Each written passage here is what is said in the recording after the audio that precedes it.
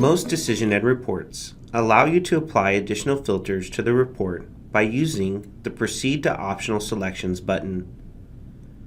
Once you have selected your report parameters on the screen, you have the option to press the Proceed to Optional Selections button.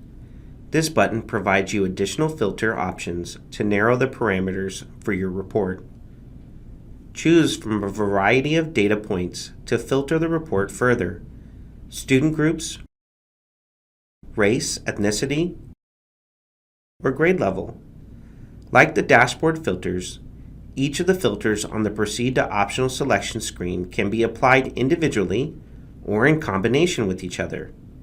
If you select multiple filters, they function as an AND filter. So clicking on multiple filters will continue to narrow the data that will be displayed on the report. Applying filters to a report is an optional step. Once you have selected the filters you would like to apply, click Run Report button. Filtering the report allows you to see an even more customized report.